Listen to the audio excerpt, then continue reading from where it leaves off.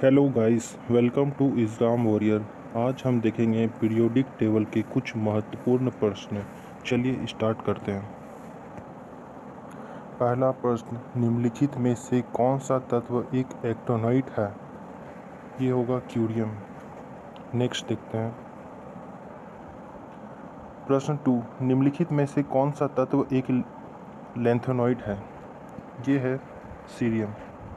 Next देखते हैं। प्रश्न 3, आपने आवर्त सारणी में मेंडलीव को एक सही स्थान प्रदान नहीं हुआ था, इसका होगा हाइड्रोजन। निम्नलिखित में से किसने अष्टक सिद्धांत दिया था? ये न्यूलैंड ने दिया था।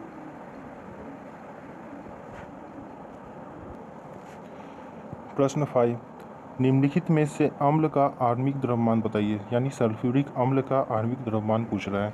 सबसे पहले हम जानते हैं सल्फ्यूरिक अम्ल का रासायनिक सूत्र होता है H2SO4। H2SO4 होता है, यानी कि हाइड्रोजन का द्रव्यमान होता है 1 + 1 = 2। मेरे पास हाइड्रोजन 2 आ गया। उसके बाद H2SO4 S का होता है सल्फर, यानी S यानी सल्फर। सल्फर का आणविक द्रव्यमान होता है 32 एंड प्लस 2 यानी 34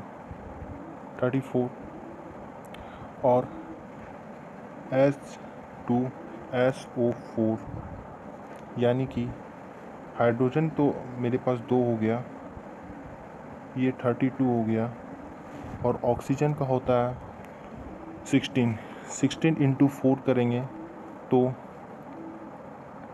16 इंटू 4 करने से आपका आएगा 64, और सभी को ऐड करने पे 98 आएगा, यानी कि इसका आंसर होगा ऑप्शन नंबर बी। नेक्स्ट देखते हैं। प्रश्न नंबर 6, ग्राफीन क्या है? ग्राफीन एक कार्बन का अपरूप है। नेक्स्ट देखते हैं।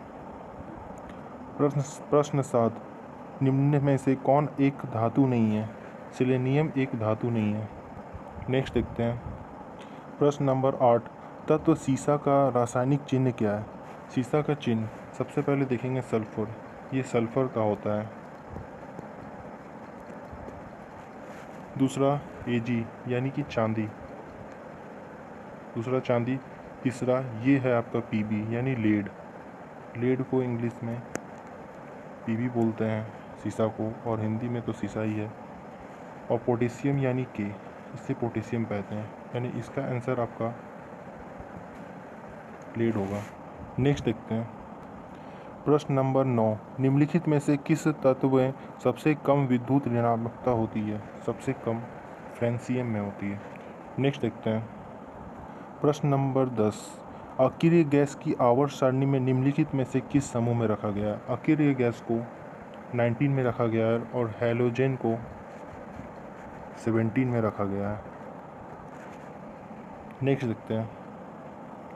प्रश्न नंबर 11, दिए गए तत्वों में से जो तत्व की आवर्त सारणी में पहले स्थान पर आएगा, यानी कि सोडियम का परमाणु संख्या होता है 11, नियोन का होता है 10, पोटेशियम का होता है 19 और सिलिकॉन का होता है 14।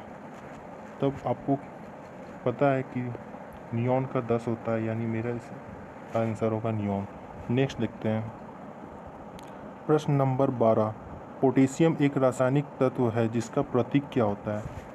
ये है सोडियम, ये है सल्फर, ये है कैल्शियम, ये है पोटेशियम, यानी पोटेशियम का रासायनिक प्रतीक K होता है। आइए नेक्स्ट देखते हैं। प्रश्न नंबर 13, किस वैज्ञानिक ने परमाणु भार के बढ़ते क्रम में तत्वों को आवर्त सारणी में व्यवस्थित किया है? ये है डिमित्री मेंडलीव। आइए नेक्स्ट देखते हैं। प्रश्न नंबर 14, हैलोजन के सबसे बाहरी कोष में इलेक्ट्रॉनों की संख्या कितनी होती है?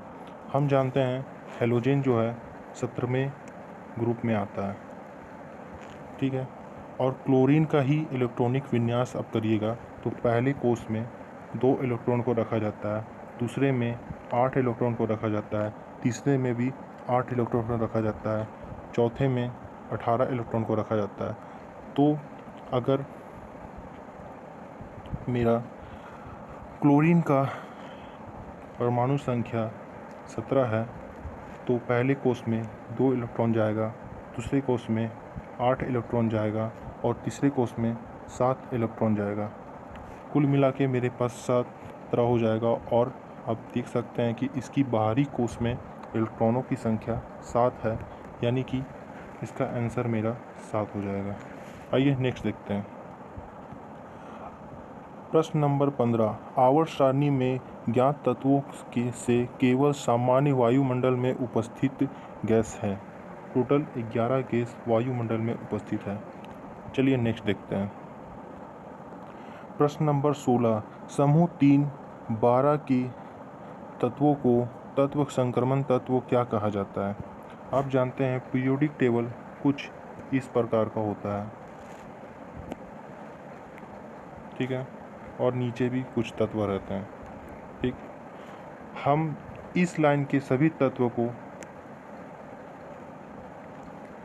एस ब्लॉक से जानते हैं।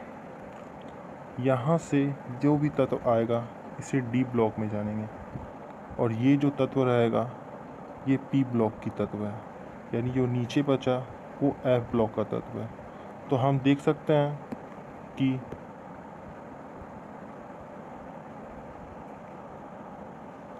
मेरे पास क्वेश्चन पे पूछा गया है कि समूह 13 और 12 के तत्वों के बीच संक्रमण तत्व क्यों क्या कहा जाता है, यानी कि 3 और 12 को डी ब्लॉक के तत्व कहा जाता है। आइए नेक्स्ट देखते हैं। प्रश्न नंबर 17, आवर्त सारणी में अत्यधिक विद्युतीय हैलोजन और अत्यधिक विद्युतीय धनात्मक क्षार धातु है जो द्वारा अलग किया जाता है। वो है आपका नोबल गैस यानी उत्कृष्ट गैस। चलिए नेक्स्ट देखते हैं। प्रश्न नंबर 18, आधुनिक आवर्त सारणी में क्षैतिज पंक्तियों को क्या कहा जाता है? आधुनिक आवर्त सारणी में क्षैतिज पंक्तियों को आवर्त कहा जाता है और ऊर्ध्वाधर पंक्तियों को यानी ऐसे इस पंक्ति को समूह कहा जाता है। नेक्स्ट प्रश्न नंबर 19, निम्नलिखित में से किसे क्षारीय पृथ्वी धातु के रूप में जाना जाता है, यानी एल्कली अर्थ मेटल किसे कहा जाता है? यानी एल्कली अर्थ मेटल आपकी पीरियोडिक टेबल में कुछ इस प्रकार का होगा, पहला ग्रुप तथा दूसरा ग्रुप। दूसरे ग्रुप के जो भी तत्व होते हैं उसे एल्कली अर्थ मेटल कहा जाता है, यानी कि मैग्नीशियम मेरा इस जगह पे आता है, 12 होता है उनका परमाणु संख्या, तो इसका आंसर मैग्नीशियम हो जाएगा। नेक्स्ट देखते हैं। प्रश्न नंबर 20, वर्तमान आवर्त नियम किसके द्वारा विकसित किया गया है? देखिए इस क्वेश्चन में मुझे कुछ मिस्टेक लग रहा है। आप देख सकते हैं इसमें वर्तमान कहा गया और वर्तमान में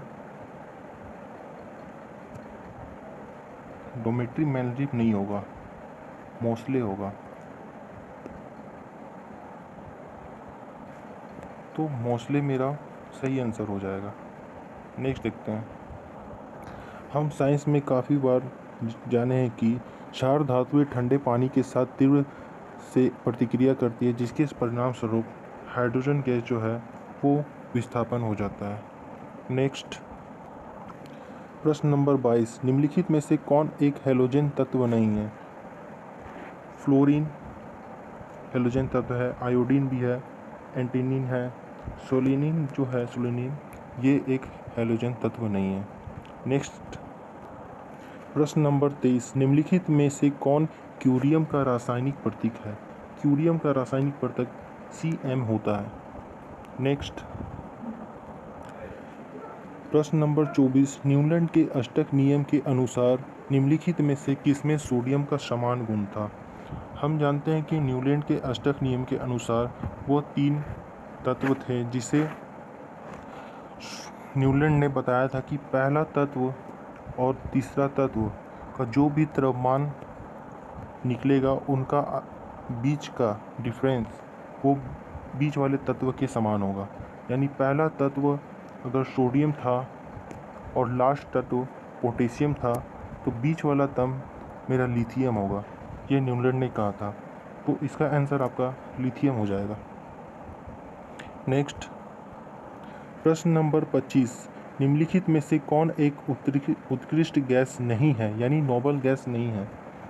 हम सभी जानते हैं नियोन एक है, आर्गन है, क्रिप्टन है, जीनोन है, रेडन है, हीलियम है। इसका सही जवाब हो जाएगा ऑक्सीजन। ऑक्सीजन जो है हमारा उत्कृष्ट गैस यानी कि नोबल गैस नहीं है। आई होप आपको ये वीडियो पसंद आया हो। तो वीडियो पसंद आया तो लाइक, कमेंट एंड सब्सक्राइब कीजिए। Thank you guys. ऐसे ही इंटरेस्टिंग वीडियो देखते रहने के लिए चैनल को सब्सक्राइब करें। Thank you.